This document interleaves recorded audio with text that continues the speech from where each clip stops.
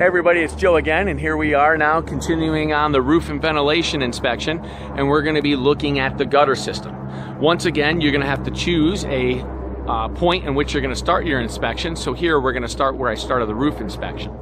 The point of gutters is to remove rainwater away from the house and redirect it away from the foundation. All right. One of the largest things that we're going to be looking for is for a gutter system is to ensure that no water can pool along the foundation. For this particular home, there was an installation of a seamless gutter. So we're going to be talking about some of the defects that we don't see today, but existed prior to the gutter system. So when you're looking at a gutter system, for example, here we have a seamless gutter. We're going to be starting at the end. We're going to be looking at the end cap. We're going to be making sure that as we're looking along that there is a negative slope toward the downspout. And then as it comes to the downspout, we're going to be looking at that extension. We're going to want to make sure that extension is far away from the foundation. Just because you have a 3-foot extension and a negative slope, the possibility of water pooling back to the foundation is a possibility. Also, we're going to be ensuring that the downspout is securely attached along the house, and here you can see that this downspout is attached to the garage, and then it's going to continue around, and we'll get to that in a few minutes. Now, another item that we're going to want to consider is, for gutter systems, are they level? Are there debris inside the gutter system? All right, as you can see here, prior to having gutters, you can see that there's deterioration along the foundation, and that's due to the water splattering. And you can see here that we actually have what we call as a rain line. You can see that white line along the concrete apron, and over a period of time that helped away with erosion. But at the same token, you can see how we have some deterioration due to the water underneath the window, basement window. You can see the brick and things of that nature, so that's going to allow further deterioration in that area. So when do we talk about this particular defect is actually on the exterior ground section, but we're going to communicate how there at one time there was no gutter system, but now how this has to get resolved because this is considered a defect. So let's continue on. As you can see, there's a negative slope from the chimney, or excuse me, from the corner of the garage going down to this downspout and out to the extension. So as we continue on, what I wanted to show you here is we knew this house just recently had a seamless gutter system put on. Well, on this house, the garage foundation is associated with the slab, meaning that when there was no gutter, there was water that was going to be pooling along this walkway. What do you think is going to happen as water's pooling along this walkway? Well, is it or could it impact the sill of the wall, the sill plate and the construction of wall? There is a possibility. So we're going to say to ourselves, when we're performing the garage inspection, we want to look at this wall. We want to see if there's any signs of water infiltration, water standing, or possibly any deterioration in that section. And again, we're going to communicate how if there is a defect inside the garage, that there was no gutter, but there is one now that's removing it. But just because there's a gutter system and previously there wasn't, if a defect exists, we still have to fix it and still has to be addressed.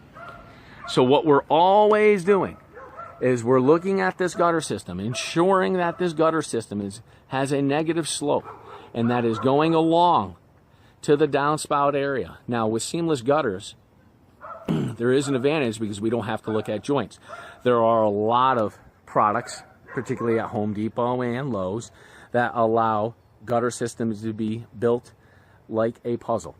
All right, where they have unions and joints, and the possibility for those union and joints to leak are sometimes likely. So you're going to have to consider that and start looking at those particular areas, because if there's any leaks, any type of water pooling along the foundation, that means you could have the possibility of water infiltration inside the home.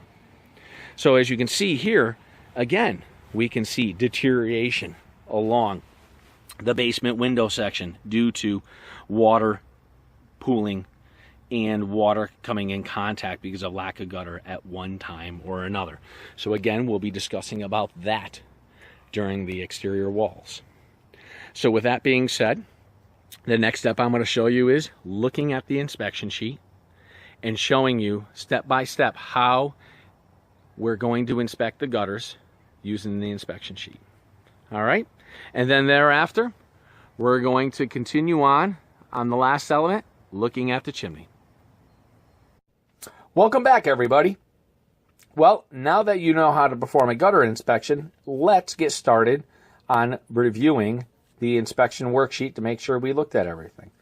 As far as the gutter material, we know it is aluminum material, but that does not mean that you can't have aluminum vinyl during a gutter system. There can definitely be a mixture. We're going to be looking at the downspout material. We know that it's aluminum again, but it doesn't mean it can't be vinyl.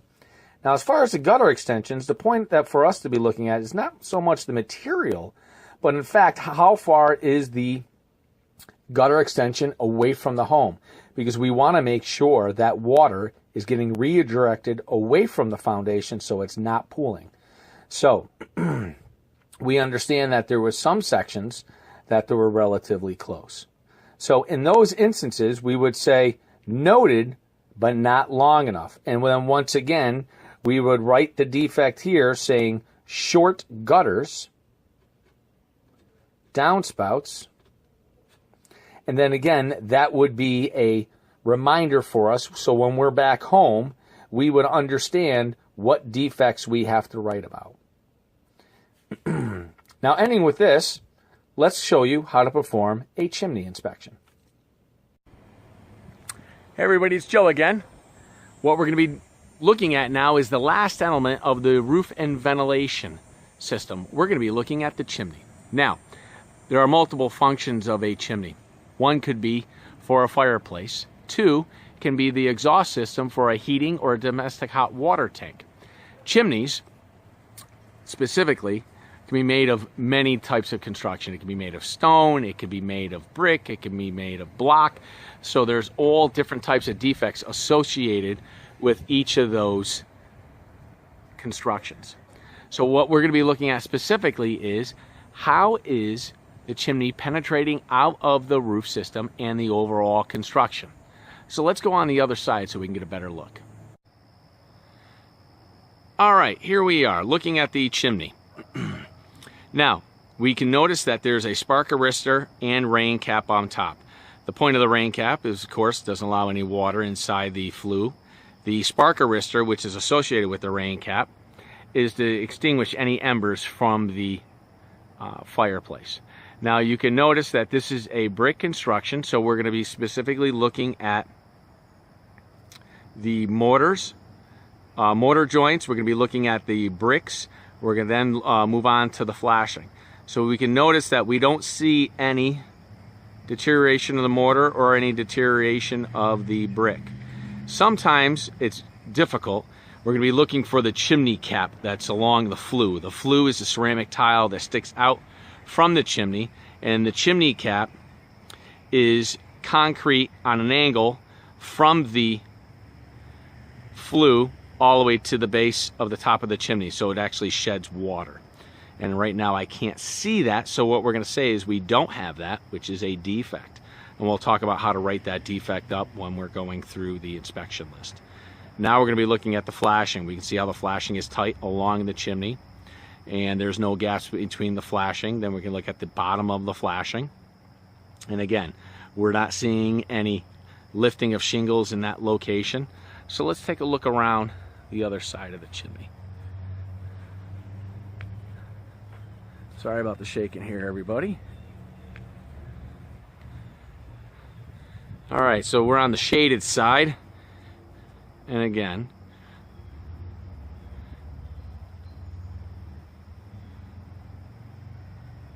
we're going to be looking at the mortar, we're going to be looking at the bricks, and we're going to be looking at the overall flashing of the chimney itself, and everything looks good. So let's take a look at the inspection sheet and let's discuss how to fill out the inspection sheet. Welcome back, everybody. So now we're on the last part of the inspection using the worksheet. We know by looking at the chimney, it was built on the interior. That means it was being penetrated through the roof. Exterior means that if it was on the side of the house. Now, was there a spark arrestor and a rain cap? Absolutely. So we know, let's circle this. This is interior. We noted that there is definitely a spark cap. What is the chimney made out of? We know it was brick. And then at this location, we're looking for safety, operation, and condition. We're looking at the mortar joints. We're looking at the brick. We're trying to understand if there's crack or missing brick because we want to understand, is there water penetration? The last item is we want to know, was there a flue noted? Which there was. So we're going to circle this. We know that there was on top of the chimney, the flue. And then the last item through the process is roof ventilation. We want to identify, what did we see? Did we see soffits? Yes, we did. Did we see gable vents? Yes, we did. And did we see roof vents? Nope. But we did see a ridge vent. So that's an indication to us that there was ventilation through the attic system. Well, thank you and enjoy, and we'll be moving on to the next inspection series. Welcome to the module on gutters and chimneys.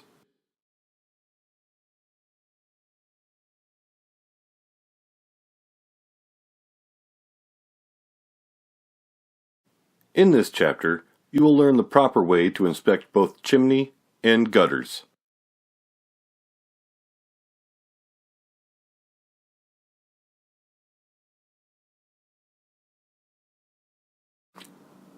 When inspecting a masonry chimney, look at the condition of the brick and mortar. Does the brick appear to be deteriorated from water infiltration? Water infiltration and the freeze-thaw cycle will destroy a masonry chimney.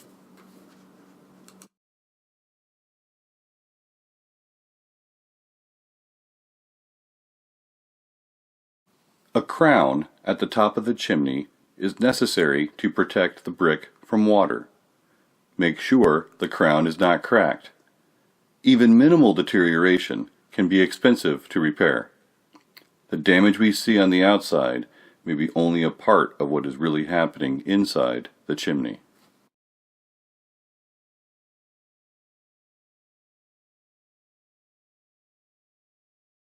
As a home inspector, understanding chimney heights is important. As the wind blows across a roof line, the wind will create an updraft, bringing the smoke with it. Sometimes, a negative pressure situation might occur when the wind causes a downdraft, because the height of the chimney is below the minimum height of the ridge line of the roof. The following figure below provides the basic dimensional guidelines for a chimney with respect to a roof. If the chimney is within 10 feet of the ridge, the chimney should extend at least 3 feet over the ridge. If the chimney is further than 10 feet from the ridge, the height of the chimney is of no concern.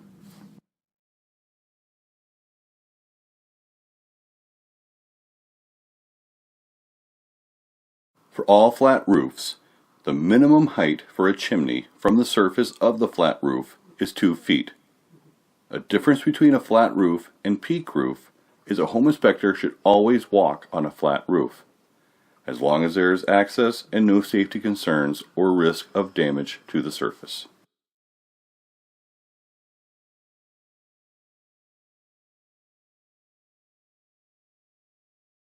Again, as the wind blows across a roof line, the wind will create an updraft, bringing the smoke with it.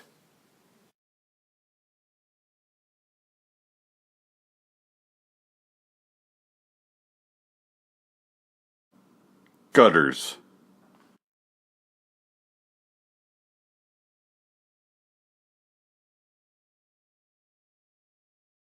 Gutters are designed to divert the flow of rainwater away from the foundation.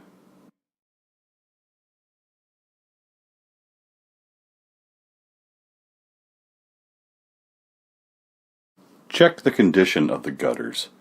Look for rain lines in the ground next to the foundation. If a rain line is noted, it may mean the gutters are clogged or not working.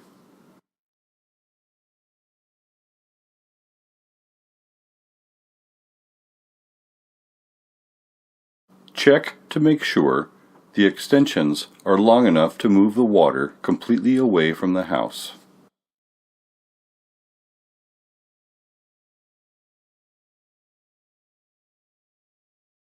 Make sure the grade of the ground and gutters are not working against each other.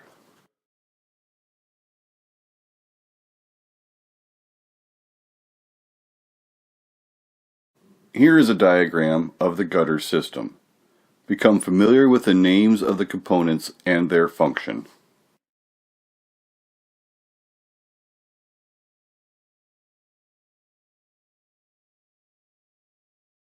Note that a house without gutters is not a defect, although a wet basement or water-damaged foundation is.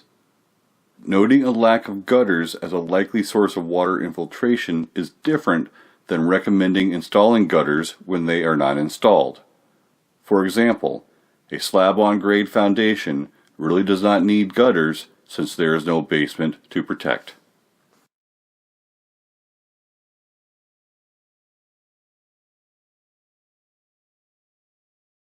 This is a checklist for the roof, chimney, and gutters. This checklist will be marked as you are inspecting the exterior of the house. These three elements are being inspected as a part of the roof inspection. Circle or tap on the correct observation. Some of these questions have two answers. For example, there are ridge and soffit vents.